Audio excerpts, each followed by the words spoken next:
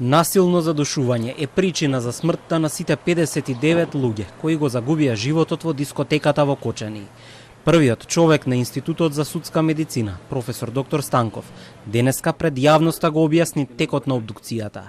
Заедно со деканот на медицински факултет, професор доктор Свето Зарантовиќ, потврдија дека тимот ја завршил целата работа за помалку од 2 дена. За идентификација се применети 2 методи: дактилоскопија и ДНК анализа. Од сите обдуцирани, вкупно 70% се на возраст помеѓу 16 и 29 години. Во текот на месецов се очекува да бидат завршени сите извештаи од обдукцијата. Кај дел од нив се пронајдени изгореници од прв и втор степен, кај тројца имаше изгореници од четврт степен. Меѓутоа, причината за смрт е задушување. Меѓутоа, повреди скршеници на ребра е она што се вика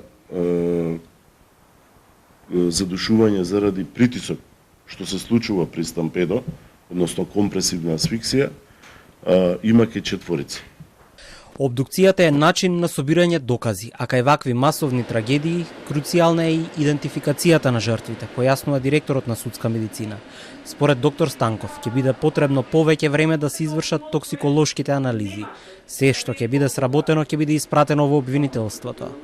Ние сега ги работиме токсиколошките анализи да утврдиме што е присутно во крвта, меѓутоа според макроскопскиот навод за време на обдукциите, ке најголем број од нив има јаглерод моноксид.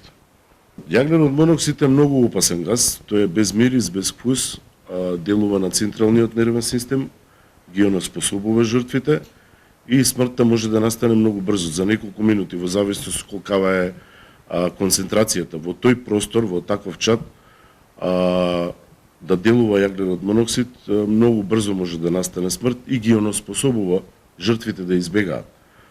Облеката и личните предмети на загинатите кои што се најдени за време на обдукциите се наоѓаат на Институтот за судска медицина и се во надлежност на јавното обвинителство.